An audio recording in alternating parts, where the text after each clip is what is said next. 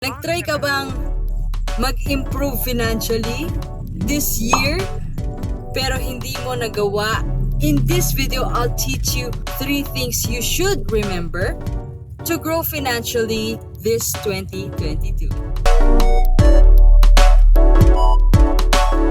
Hi guys! Yes, I know it's been a while, but the most important thing is I'm back. Sana tuloy-tuloy na to. We are going to talk about 2022. Let's talk about how to bounce back and say 2022 is our year. If it is, claim it. Comment down below. Claim nyo na yung 2022 para sa inyo. Let's say lang na you tried saving, you tried investing, pero hindi siya umayon sa financial plans mo. That's okay. Because the great thing about money and saving money is you get to try again.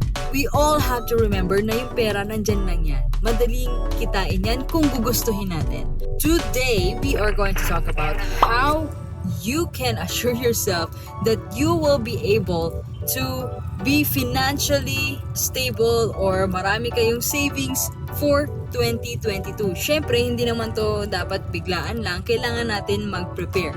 Mindset, kailangan natin ma-prepare sarili natin before we actually do the savings. Okay guys, let's get started.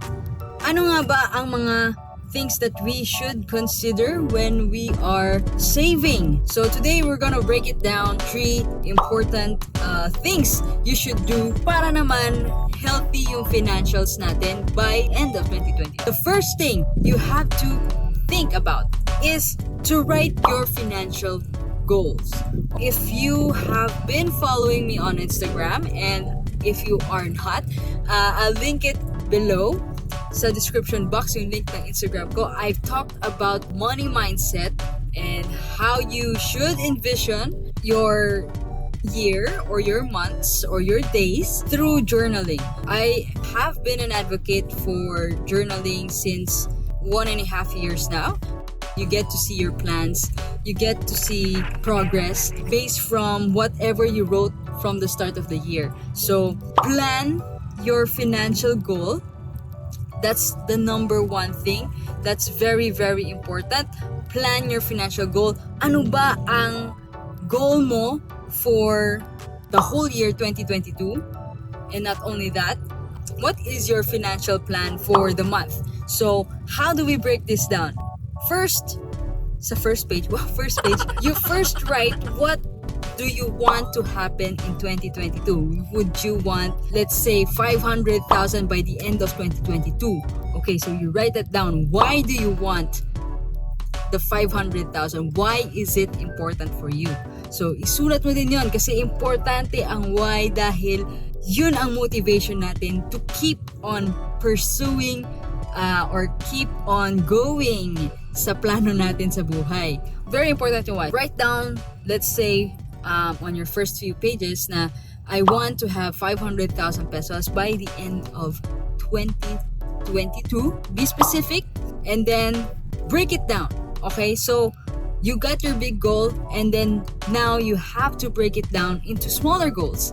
Let's say for you to reach 500,000 by the end of 2022, you need to create 41,600 or let's say 41,700 pesos each month. You need 41,000 pesos 700 each month to get to your 500,000. So ang goal mo naman ngayon is per month is how do you get that 41,700 pesos. And then you keep on breaking it down per week, per day, and maybe you can also input kung paano mo siya makukuha, like create your own online business na so that you can get X amount of money to support your 41,000 and then doon na bubunga yun. Get your big goal, break it down to smaller goals, smaller attainable goals, and then you form it. Yan. Ganon ang pag-set natin ng mindset when we try to formalize how much money we should aim for. Ganon natin siya ilalatag.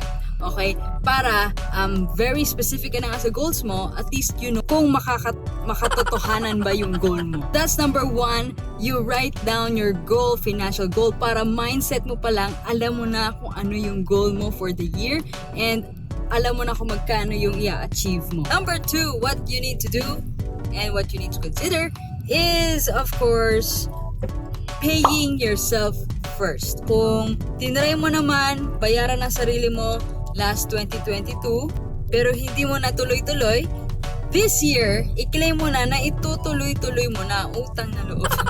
Utang na loob naman, ituloy-tuloy mo na. Kasi para sa'yo din naman yan. So I have been an advocate of this. I have been reminding everyone, and I have been repeating this. Paulit-ulit kong sinasabi na pay yourself first. And if you have missed those videos, I'll link it here and dito sa baba sa description box para ma-remind kayo na matagal ko nang sinasabi talaga na pay yourself first. That's very important. Before you pay anyone, your parents, your favorite coffee shop, pay yourself first. When you pay yourself first, medyo na mape-pressure ka kasi hindi ka sanay. It's okay kasi for me, what I did is start small, okay? Start small in paying yourself first. It doesn't matter how much, it doesn't matter how small it is. Kahit 1%, kahit 2% ng sahod mo, i-allot mo para sa sarili mo, it's okay. The most important thing is you create a habit. Once you have created a habit on paying yourself first, matutuloy-tuloy na yon. Example na lang, I started off with 5%, now it's 10%, and actually more pa kasi I have my savings account, and then I have the backup to my savings account, and I have the backup to the backup of my savings account. I started off with small, but eventually pinalaki natin. Doesn't matter if 1%, 2% lang yan ng kada sahod mo, basta sinimulan mong mag-save para sa sarili mo, or tinry mo mag-save, and maging consistent ka na lagi mo tong gagawin. Kada kuha mo ng pera, maglalagay ka doon ng 1% or 2%. It's making that habit. I promise you, once you've medyo sanay ka na maglagay-lagay dyan, lalaki at lalaki ang savings mo. Kahit na taasan mo siya 1% every month, not every sahod, it's fine. As long as you get started with saving. Let's say January, 1% lang yung i-allot mo for your savings, for yourself. Fine. And then next month, gawin mo ng 2% or 1.5%. Number 3, what you need to do para fruitful naman ang 2022 mo financially is writing your expensive. Na-breakdown ko na to kung paano ko siya ginagawa before, so I'll link it here and dito sa baba. How you break down your expenses, why you need to break down your expenses. Yung sabi ko before is daily ko siya ginagawa through an app, a wallet app, but I've discovered something so much more easier and lesser commitment is I use credit card. Yes, if you follow me again on Instagram, I've shared, kumuha ako ng credit card and noong una ayoko pa. But eventually, kasi ayoko ng utang. That's one of the reasons why I hesitated first. But once I got it, I wondered and thought to myself, bakit hindi ko siya ginawa matagal na? Kasi it's easier for me to track my expenses using a credit card kahit na mga small amounts lang yung pinapurchase ko. Dito ko na ginagamit ko na yung card para by the end of the month, I get to see and I get to track lahat literal ng mga expenses na pinagagastos ko. And hindi ko na siya kailangan i-input pa sa app na paminsan nakakalimutan ko pa kung ano nga ba yung pinagbibili ko. Having a credit card has been a hassle-free way for me to track my expenses. Plus, I get to earn points and rebates.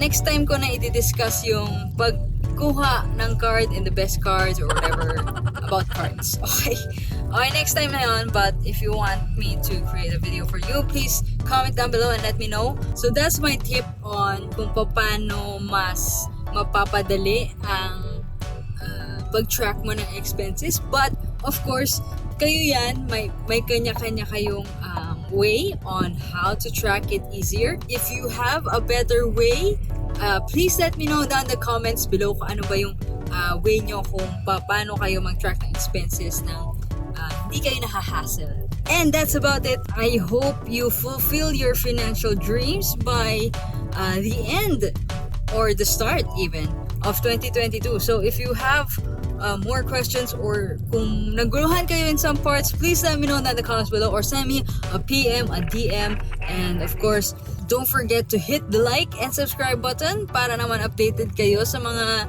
videos ko kung mag-upload man ako. Kung kailan man yon yung susunod. But don't worry, nakapag-shoot na ako for the next video. So sure yon, meron soon.